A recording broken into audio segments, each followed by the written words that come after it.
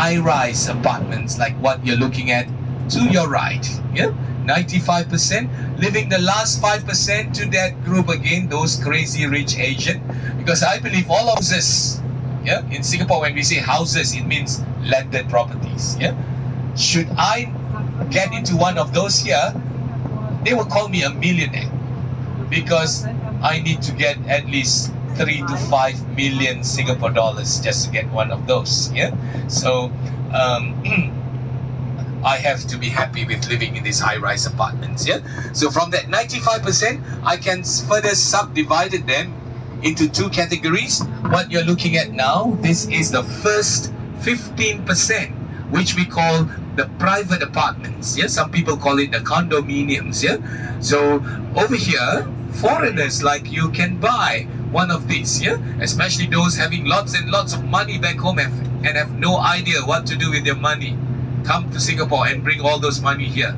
Buy a few of them. Yeah, you can get sometimes. Yeah, you can get what we call the permanent residency status. Yeah, because you have investment in Singapore. Right, because we love foreign investment. All right, so how much you might be asking for one unit? It starts from 2 million Singapore dollars. Yeah, and of course some of them can be like 15 million Singapore dollars. Those are the bigger size one. 2 million starting from a 2-bedroom apartment. Yeah, so take a look. It's gated.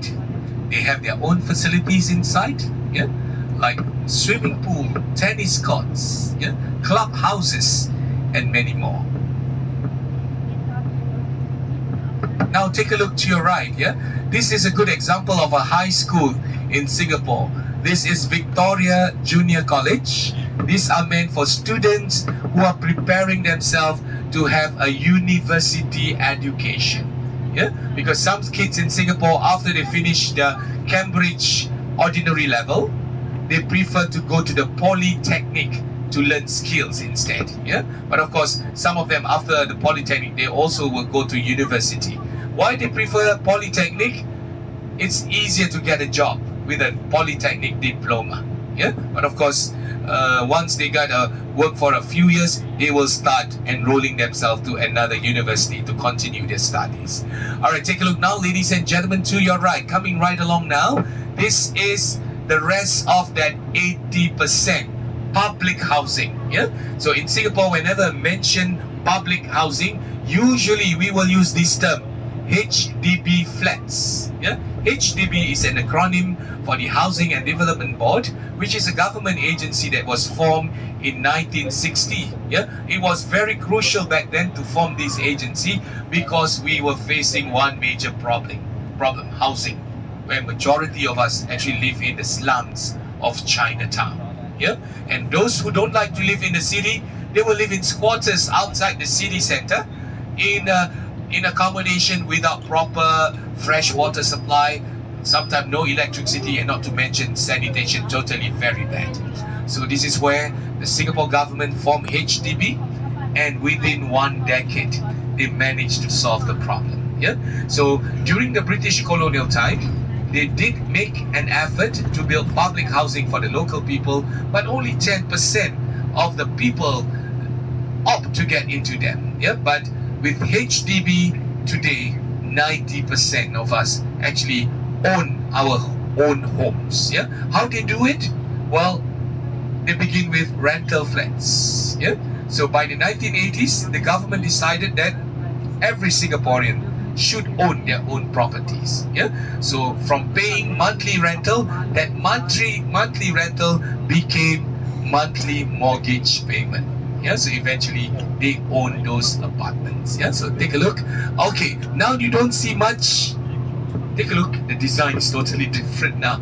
Yeah, so those flats that we saw earlier on, it's called the Marine Parade Estate, one of 23 housing estates dotting the island. Yeah, and Marine Parade was completed in 1975. I was about 10 years old back then, and I still remember many of my classmates used to live there, and they told me their parents pay about 20,000 Singapore dollars per unit. And back then 20,000 is quite a huge sum of money. But right now if they want to sell it away, they can get at least $500,000 Singapore dollars for the same apartment. The reason is because if you look over to your left, the beach, yeah? So can you imagine living in a government-built public apartment? You have access to the beach, yeah? Can you imagine like in the Gold Coast, you know those beautiful beaches? Everything is private apartments, but over here, public, government-built, yeah? So who stays in these apartments? Well, we call ourselves Singaporean. Yeah? When we mention Singaporean, it's not everybody looking like each other. We are children of immigrants. Yeah? Because our forefather actually came from different parts of Asia. Yeah? Today, 74% of us are Chinese community, where their forefathers came from southern China, especially the Fujian province. Yeah? Then 14% the Malay community that actually came from the nearby Indonesian archipelago, especially the island of Java, Sumatra and Borneo. Then we have 9% Indian, which followed the British way back in the 19th century. And the last remainder, which is about 3%, we actually group all the many minority group into one. We call them others. Yeah, there's no separation here. It's just that there are too many. Yeah, so to make it easy, we make it to 4 categories. Yeah, so who are the others? Among them is of course the Peranakans. Yeah, they are children of marriage between the Chinese and the Malays. The Eurasian, yeah, children of mixed marriage between the early European merchants and settlers with the local women. It could be a Malay, Chinese or Indian. Yeah, so they call themselves the Eurasian, and many of them are Catholics. Yeah, and they speak English very, very well, and they were the first to be employed within the British civil service in Singapore as early as the late 1800s.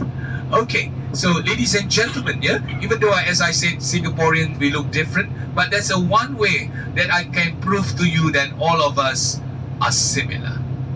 What you need to do is close your eyes and stay focused to how we speak to one another. Yeah, we actually speak 4 languages in Singapore: Malay, which is also the national language; Mandarin, widely spoke by the Chinese community; Tamil for the Indian community; and of course English, thanks to the British. Yeah, but our English in Singapore is unique. We call it Singlish. Yeah, what is Singlish?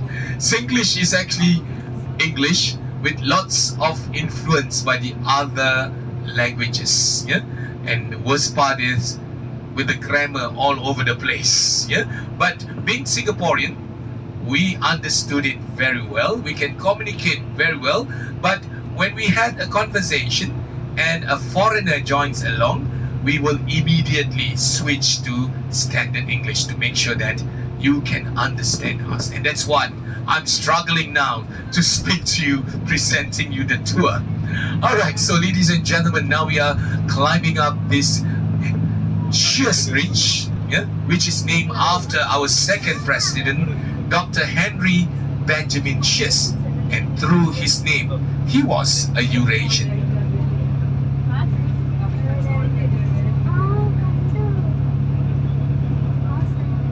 Take a look. Today we have a nice weather. Can you see that huge dome there? That is part of Gardens by the Bay. Yeah. So we're going to end our tour there, not to get into the glass dome, but to go to the Super Tree Groves at 8:45 tonight. They will have the Gardens Rhapsody, and tonight it's going to be hits from the Broadway musical. Alright, so take a look right below us. You see this body of water? It's the Marina Reservoir, and next to it, can you see? Wow, take a look. This is meant for the Formula 1 race. In September, but this is January. How come we have this? Well, they are preparing for one of the biggest festival in Singapore. the Chinese New Year festival, which is coming early next month. Yeah, so I love Chinese New Year, even though I don't celebrate it, because we have 2 public holidays. And of course, it's very, very interesting to join my Chinese friend for a Chinese